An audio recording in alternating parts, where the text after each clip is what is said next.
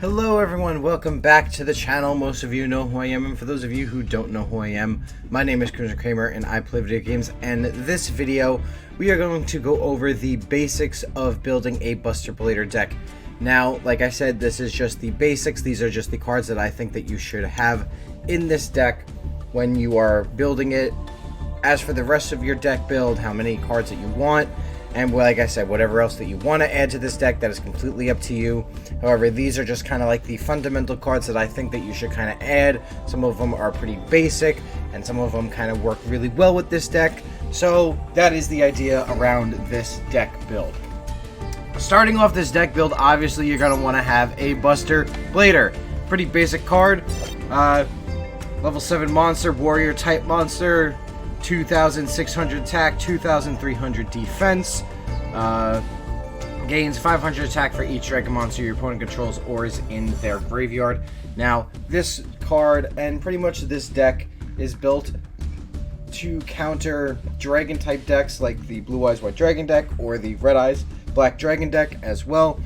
However, with the cards that I'm going to show you, there is going to be a way to circumvent those types of walls and hassles to get around that and be able to use dragon types to your advantage, as well as making your opponent's monsters dragons as well. Cards that can do that for this deck would be Buster Dragon, the synchro card of this deck, a level 8 dragon type monster. All monsters your opponent controls becomes dragons, and once per turn, if you do not control a Buster Blader monster, you can target one Buster Blader in your graveyard and special summon it. Once per opponent's turn, you can target one Buster Blader monster you control, equip it with one Destruction Sword monster from your graveyard. Like I said, this card is good for being able to turn your opponent's monsters into dragons to utilize your Buster Blader's effect. The other card that I would run as well is DNA Surgery. DNA Surgery's effect is activate this card by declaring one monster type. All face-up monsters on the field become that type. Now, this works really well with this deck because you're able to turn all monsters on both your side of the field and your opponent's side of the field into dragon types, thus being able to get the effects of not just being able to activate Buster Blader, but being able to activate two of the key spell cards in this deck. That would be Claw of Hermos and the Destruction Swordsman Fusion. The Destruction Swordsman Fusion is a card. It's a quick play spell that fusion summon one fusion monster that lists Buster Blader as material from your extra deck using monsters from your hand or either field as fusion material. Basically, this card is kind of like a pseudo super poly. The reason why I say that is because the fusion monster takes a dragon type monster, nothing specific. So if you're able to turn your opponent's monsters into dragons, you're able to use this card and be able to use their monster as a fusion material. Also, if this card is in your graveyard, you can send one card from your hand to the graveyard, add this card to your hand. You can only use this effect once per turn. So this is good to kind of mill this card back into your hand to be able to either use it again, or if you need to discard a Destruction Swordsman card, this card works well to be able to get that if you really don't need it. The other card that works well with DNA Surgery is the Claw of Hermos. The Claw of Hermos is a normal spell card. This card is always treated as Legendary Dragon Hermos. You can send one monster from your hand or field to the graveyard of the type that is listed on a fusion monster that can only be special summoned with this card. Then you special summon that fusion monster, and then you can only activate this card once per turn. Now, the reason why I say this is because the card that you want to run in this deck is Red Eyes Black Dragon Sword. Red Eyes Black Dragon Sword is a really good card to have this deck. Must be a special summon with Claw of Hermos using a dragon monster. So if you have a monster on your side of the field that isn't a dragon, but you can change its ability, change its type to dragon with DNA Surgery, this is definitely the card that you're going to use, because if this card is special summoned, target one other face-up monster on the field, equip this card to it, it gains 1000 attack, and then an additional 500 attack and defense for each dragon monster on the field and in the graveyards. That's including your graveyard as well. So if you run this card in tandem with your Buster Blader Fusion card, you're going to do a lot of damage. Speaking of which, here it is right now. Buster Blader, the Dragon Destroyer Swordsman. Requires one Buster Blader and one Dragon Monster. Must be fusion summoned, cannot attack directly. It gains 1000 attack and defense for each dragon monster your opponent controls or is in their graveyard. And then you can change all dragon monsters your opponent controls to defense position. Also, dragon monsters your opponent control in your opponent's possession cannot activate their effects. If this card attacks a defense position monster, inflict piercing battle damage. Now, this card is really good because with Buster Dragon out on the field or DNA Surgery out on the field, anytime your opponent normal summons, special summons, any type of summon, even flip summons, this card automatically puts it into defense position because DNA Surgery and Buster Dragon turns that card into a dragon, automatically goes to defense, and then your opponent can't even activate their effects, which is crazy.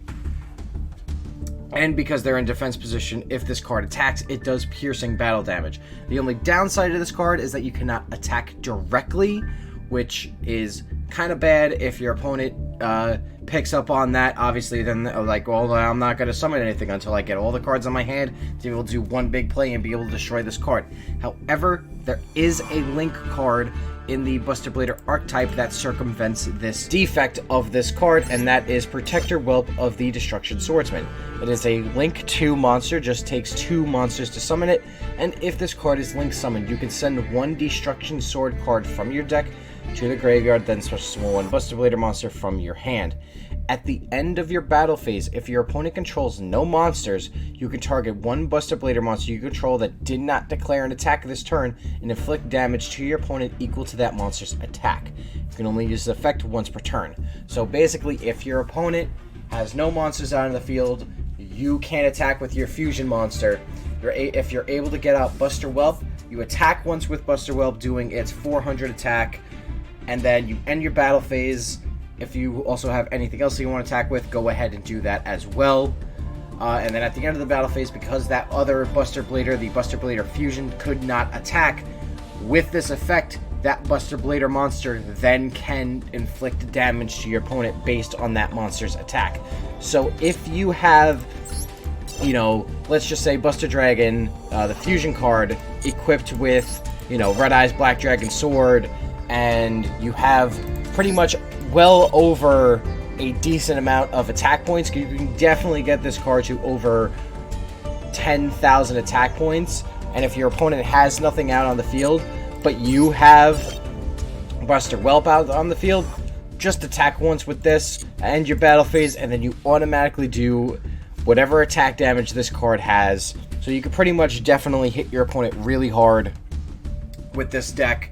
Other cards that I would definitely run in this deck is the Buster Whelp of the Destruction Swordsman, the Dragon Buster Destruction Sword, and then the other 2 ones, the Wizard Buster Dragon Destruction Sword and the Robot Buster Destruction Sword, because these also run well with the Buster Blader. There is another Buster Blader card that you can run as well, the Buster Blader, the Destruction Sword Master. This card name becomes Buster Blader while on the field or in the graveyard. So this is good to be able to basically have 6 Buster Bladers in your deck at one time.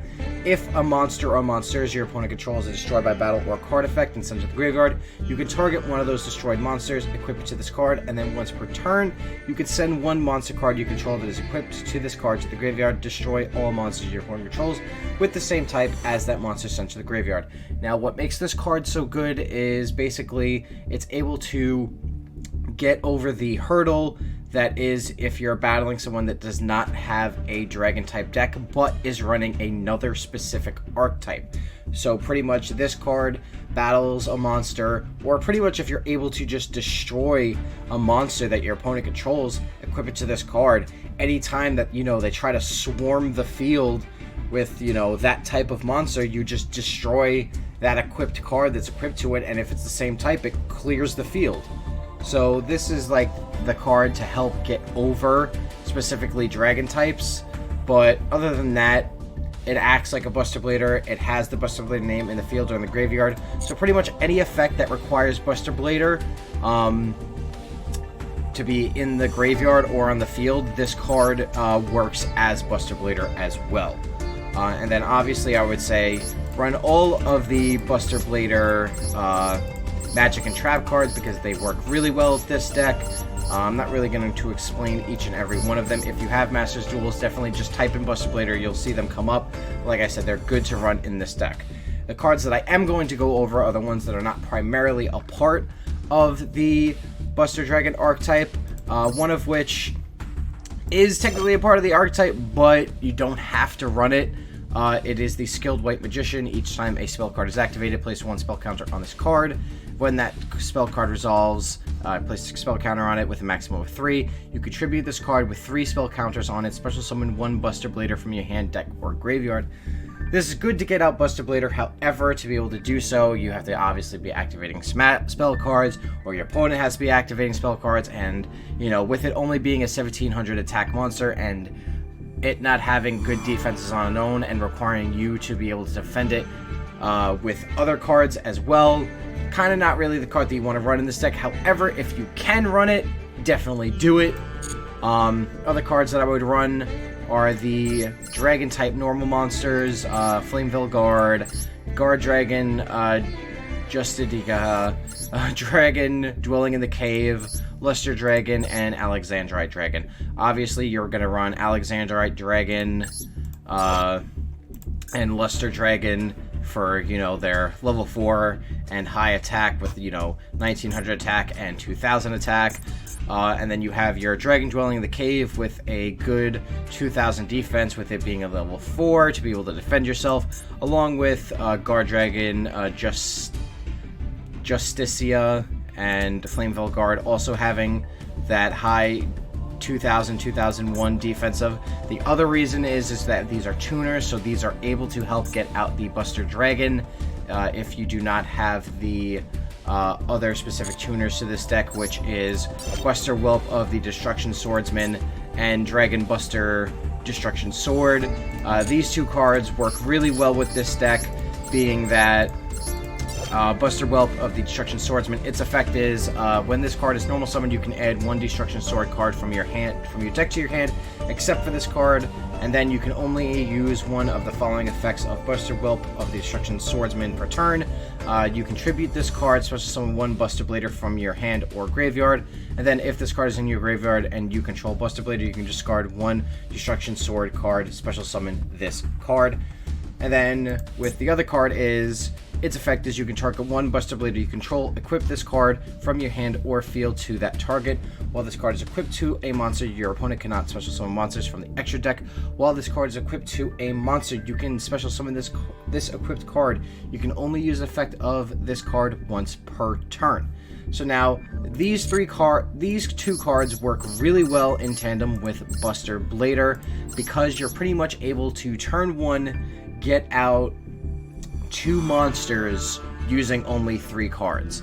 And how you would do that is that if you have Buster Whelp in your hand and Buster Blader, you can pretty much pull off this combo. First off, what you would do is you would summon out Buster Whelp, normal summon it, add 1 Destruction Sword card from your deck to your hand.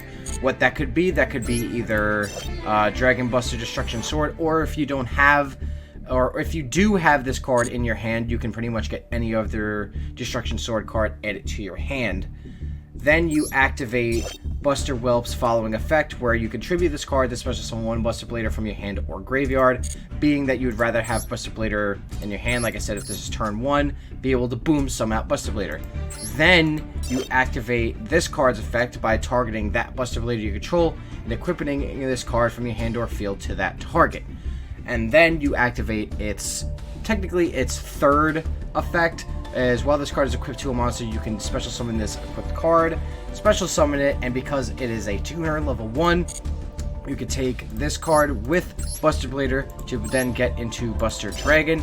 Then with Buster Dragon's effect is once per turn, if you do not control a Buster Blader monster, you can target 1 Buster Blader in your graveyard and special summon it, thus being able to get back your Buster Blader. So being able to get out Buster Dragon and Buster Blader out in 1 turn is really good. So that would definitely be the play if you are running at turn 1. So that way you can set up your Buster Dragon's defenses to be able to, you know, anytime your opponent summons a monster, it's then going to become a dragon, thus boosting up Buster Blader. Then obviously with Buster Dragon's secondary effect, You can target one Buster Blader monster you control, equip it with one Destruction Sword monster from your graveyard. So pretty much using this card's effect, you're able to get back Destruction Buster Sword, equip it to your Buster Blader, and then from there your opponent cannot special summon monsters from the extra deck. And with how the meta works, being able to stop your opponent from summoning from the extra deck with just being able to use 2 or 3 cards is pretty dang amazing, if I do say so myself. Other cards that I'd probably run in this deck are Soldier Dragons. Once per turn, your opponent activates a card or effect, you can special summon 1 level 2 or lower dragon monster from your deck. So obviously this works well with, Flameville Guard, Just Dragon, Guard Dragon, Justicia, and then the 2 Dragon Whelps for the Buster Blader archetype. Mass Dragon's another good one to run. When this card is destroyed by battle instead of the graveyard, you can special summon 1 Dragon-type monster with 1500 or less attack from your deck. So again, pretty much any of these 3 right here, you could be able to get out from this card's effect to be able to kind of have more defenses, to be able to set up a little bit more against your opponent, and use those cards to your advantage. Then there's Evil Swarm Zahak. If this face-up card you control is destroyed by your opponent's card by battle or card effect and sent to the graveyard, target 1 special summon level 5 or higher monster on the field and destroy that target. So this is pretty much good to use against your opponent when they have, those high level monsters. They're able to destroy things, and if this card gets destroyed, you're able to destroy cards of their own to kind of just get rid of their field and mess up their plans. Then there's Strong Wind Dragon, cannot be destroyed by battle with a monster that has the same attack. If this card is tribute summoned by tributing a dragon-type monster, it gains attack equal to half the original attack of the tributed monster. And if this card attacks a defense potential monster, inflict piercing battle damage to your opponent. So now this card is really good to use if you, have DNA surgery out to, have monsters on your side of the field to be a dragon. Because let's say you can't get into, any of the Buster Blader cards or whatever, and you just have Buster Blader out on the field, and it is turned to a dragon by DNA surgery.